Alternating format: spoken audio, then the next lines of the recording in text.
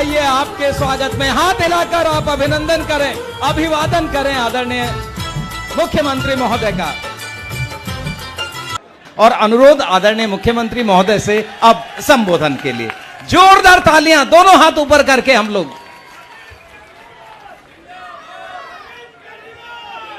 एक बार जोर से भारत माता का जयकारा लगाएंगे, मुट्ठी बंद करेंगे, हाथ ऊपर करेंगे और पूरे दिल से बोलेंगे भारत माता की, भारत माता की, इनकलाब, वंदे। ओम विहार फेज 5 के कोने कोने से आए हुए इतनी भारी संख्या में मेरे सभी प्यारे प्यारे भाइयों बहनों, माताओं, बुजुर्गों, बच्चों, आप सब लोगों को मेरा नमस्कार, सबको मेरा प्रणाम। मैं देख रहा हूं दूर तक, बहुत दूर तक, जहां तक नजर जा रही है, इतनी भारी संख्या में सारे भाई बहन यहां पे आए हैं अपना समय निकाल के। आजकल जिंदगी इतनी ज्यादा फास्ट हो गई है, किसी के पास टाइम नहीं है, फिर भी आप इतनी भारी संख्या में आज आए हैं मेरे से मिलने के लिए। आप सबका तहे दिल से बहुत बहुत शुक्रिया। दोस्तों, सबसे पहले आप सब लोगों को, पूरे देशवासियों को, सबको बहुत बहुत बधाई। कल भारत चांद पे पहुंच गया। एक बार जोरदार ताली बजा दो सारे जने। हमारे वैज्ञानिकों ने कमाल करके दिखा दिया। आपको पता नहीं, पता है कि नहीं पता, पूरी दुनिया में केवल 4 देश हैं जो चांद पे गए अभी तक। रशिया, अमेरिका, चाइना, इंडिया, केवल 4 देश हैं। हमारे वैज्ञानिकों ने हमारा सीना चौड़ा कर दिया, गर्व से सर ऊपर करके चल रहा है देश अब पूरी दुनिया के अंदर। और चांद पे एक साउथ पोल है, साउथ पोल पे जाना बड़ा मुश्किल है। अमेरिका, रशिया और चाइना जो गए वो साउथ पोल पे नहीं गए। साउथ पोल पे बहुत बड़े बड़े गड्ढे हैं, वहां पे बताते हैं ऑक्सीजन और पानी मिलने की, बर्फ मिलने की संभावना है। साउथ पोल पे जाने वाला भारत अकेला देश है पूरी दुनिया के अंदर। कल हम साउथ पोल पे गए हैं। हमारे देश में बहुत संभावनाएं हैं। हमारे देश के लोग जबरदस्त हैं। सबसे इंटेलिजेंट लोग भगवान ने इंडिया में पैदा किए हैं। यह तो हमारी गंदी राजनीति है जो आगे नहीं बढ़ने देती। कांग्रेस बीजेपी से लड़ रही है, बीजेपी आम आदमी पार्टी से लड़ रही है, ये उससे लड़ रहा है, ये अरे यार, सारे मिलके काम करते हैं ना, काम करके देश को आगे बढ़ाते हैं। सारे मिलके काम करेंगे तभी तो देश आगे बढ़ेगा। जो लड़ाई झगड़ा करना है सबने चुनाव में कर लो। एक बार चुनाव खत्म हो जाए फिर आपस में लड़ना नहीं चाहिए, फिर देश को आगे बढ़ाना चाहिए। मैं ये देखता हूं, दिल्ली देश की राजधानी है, बड़ी चीज होती है राजधानी। 75 साल हो गए देश को आजाद हुए, अभी तक राजधानी के अंदर बताओ लोगों के घर में पानी पीने को नहीं आता, सीवर नहीं है, सड़क नहीं है, मोटी मोटी सुविधाएं तक नहीं है। अगर राजधानी में हम ये सुविधाएं नहीं दे पाए तो बाकी देश में तो क्या ही हाल हो रहा होगा। नहीं, गलत तो नहीं कह रहा। जब से दिल्ली में हमारी सरकार बनी है, मेरी एक ही कोशिश है, देखो जी, मैं नेता तो हूं नहीं, आपके जैसे आम आदमी हूं, आपके जैसे मेरा छोटा सा परिवार है, आपके जैसे आम आदमी हूं। आम आदमी के घर में क्या समस्या है वो मैं समझता हूं। हर आदमी चाहता है मेरे बच्चे अच्छे स्कूल में पढ़ जाएं, हर आदमी चाहता है अच्छी सड़क हो, बिजली हो, पानी हो, साफ सफाई हो, सीवर हो, यही तो चाहता है आदमी। किसी ने ध्यान नहीं दिया। बस जितनी पार्टियां आती हैं, लड़ाई झगड़ा, जाति के नाम पे वोट दे दो, धर्म के नाम पे वोट दे दो। मैं आपसे कभी जाति धर्म पे वोट मांगने नहीं आऊंगा। कई लोग मेरे से पूछते हैं आपका वोट बैंक कौन है। मैं कहता हूं जितने मिडिल क्लास वाले हैं और जितने गरीब लोग हैं सारे मेरा वोट बैंक है, चाहे वो हिंदू हो, चाहे मुस्लिम हो, चाहे क्रिश्चियन हो, चाहे सिख हो। मैं ये गली बनाता हूं, मैं ये देख के थोड़ी बनाता हूं गली की यहां हिंदू रहता है कि मुसलमान रहता है कि सिख रहता है। मैंने दिल्ली में इतने स्कूल बनाए, उन स्कूलों में सारे धर्मों के लोग पढ़ते हैं, सारे अपने ही लोग हैं, भारत के लोग हैं, सब लोग पढ़ते हैं। हम लोग देश का विकास करने के लिए आए हैं, हमें राजनीति नहीं आती। ये लोग नेता नहीं है जो बैठे हैं, हमने आज तक कभी राजनीति नहीं करी। अब ओम विहार के लिए आपके एमएलए साहब ने मेरी जान खा ली। एक बार ताली बजा दो अपने एमएलए के लिए सारे जने। मेरे पास आए 31 करोड़ रुपए लगे हैं, ये जो आपकी गलियां नालियां बनी हैं, 206 गलियां बनी है, 206 गलियां।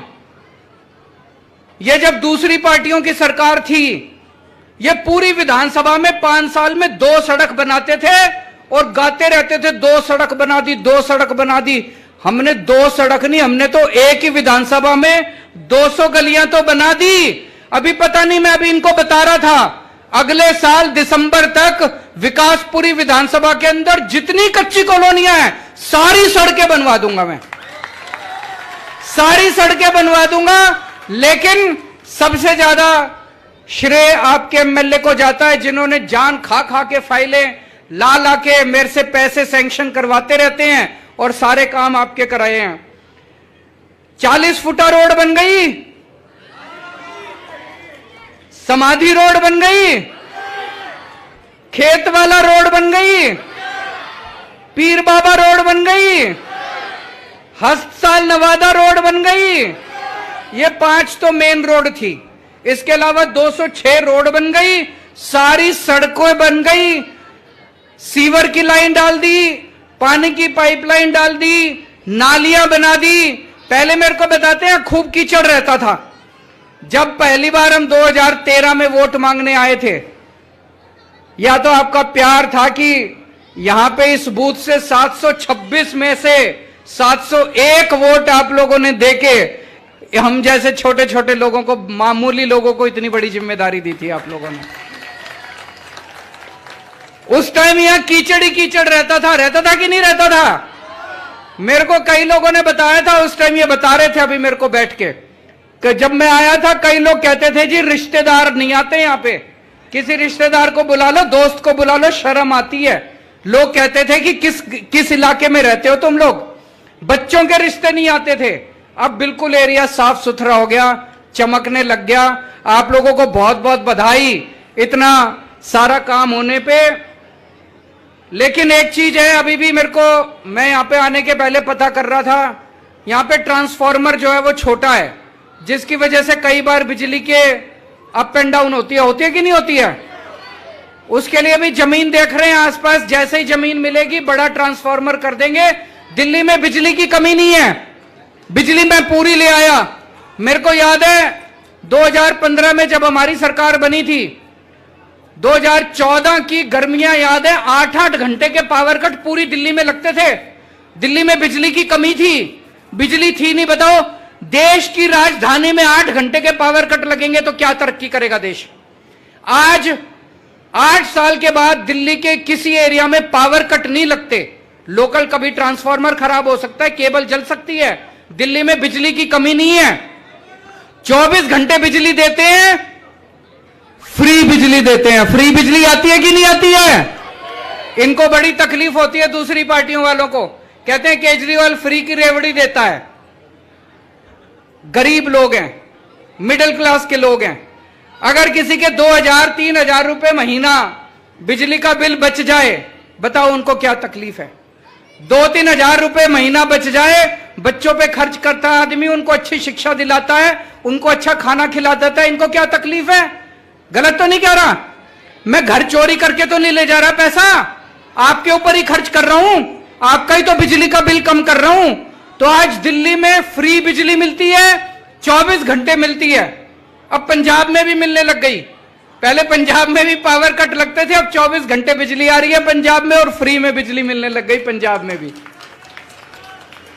दिल्ली के अंदर सारे सरकारी स्कूल, जैसे अभी भाई साहब बता रहे थे, एमएलए साहब आपके, 14 सरकारी स्कूल है विकासपुरी में। सब बुरी तरह बुरा हाल था, कहीं टेंट वाले स्कूल थे, टूटे हुए क्लासरूम थे, शानदार बिल्डिंग बना दी सारे सरकारी स्कूलों की। अब ढेरों लोग, पूरी दिल्ली में ढेरों लोग प्राइवेट स्कूलों से, पिछले कुछ सालों में 4 लाख बच्चों ने अपने प्राइवेट स्कूल से नाम कटा कटा के सरकारी स्कूल में भर्ती करा दिए। हमारे बच्चे पढ़ेंगे तभी तो हम चांद पे पहुंचेंगे। अनपढ़ रह गए हमारे बच्चे तो चांद पे कैसे पहुंचेंगे? सरकारी स्कूलों का बुरा हाल था, हमारे बच्चे पढ़ेंगे ही नहीं, गरीबों के बच्चे पढ़ेंगे नहीं तो देश तरक्की कैसे करेगा? तो मैंने ठान रखी है, सारे बच्चों को, चाहे गरीब का बच्चा हो चाहे अमीर का बच्चा हो, सबके बच्चों को अच्छी से अच्छी शिक्षा देनी है। और आपके लिए पूरी दिल्ली में सरकारी अस्पतालों में फ्री में इलाज का इंतजाम कर दिया। किसी भी सरकारी अस्पताल में चले जाओ, सब कुछ फ्री है, सारी दवाइयां फ्री हैं, सारे टेस्ट फ्री हैं, चाहे कोई अमीर आदमी हो चाहे गरीब आदमी हो। तो पूरे सीसीटीवी कैमरे भी, महेंद्र जी, सीसीटीवी कैमरे लग गए पूरे इलाके में, सीसीटीवी कैमरे भी लगा दिए पूरे इलाके के अंदर महिलाओं की सुरक्षा के लिए। अब अगर कोई भी बदमाशी करेगा तो सीसीटीवी कैमरे में पकड़ा जाएगा। इन लोगों ने पूरी कोशिश कर ली कि केजरीवाल को काम नहीं करने देना। कभी नोटिफिकेशन लाते हैं हमारे अधिकार छीनने के लिए, कभी अध्यादेश लाते हैं, कभी कानून बनाते हैं। क्यों? मैंने कहा भाई केजरीवाल से क्या तकलीफ है तुमको? एक ही तकलीफ है, जो काम इन्होंने 75 साल में नहीं करा वो मैंने 8 साल में करके दिखा दिया दिल्ली के अंदर। अभी और भी बहुत सारे काम करने हैं, दिल्ली को भी चमकाना है। मैं अभी लगा हुआ हूं, जो काम मैंने 8 साल में करे इन्होंने 75 साल में नहीं करे। मैं इनसे कहता हूं भाई कंपटीशन करना है, काम का कंपटीशन करो। तुम्हारी दूसरे राज्यों में सरकारें हैं, वहां ऐसा काम करके दिखाओ जो काम मैंने करके दिखाया। मेरे पीछे क्यों पड़े हो? मेरी शक्तियां क्यों रोकते हो? जनता ने मेरे को ताकत दी है, जनता ने मेरे को वोट दिया, तो मेरे को काम करने का अधिकार होना चाहिए, नहीं होना चाहिए? सुप्रीम कोर्ट ने भी आदेश कर दिया, 11 मई को सुप्रीम कोर्ट का आदेश आया। सुप्रीम कोर्ट ने कहा कि दिल्ली के मुख्यमंत्री के पास सारी पावर होने चाहिए। सुप्रीम कोर्ट को भी नहीं मानते, कहते सुप्रीम कोर्ट को भी नहीं मानेंगे, उसको भी पलट दिया। हम दोबारा सुप्रीम कोर्ट चले गए।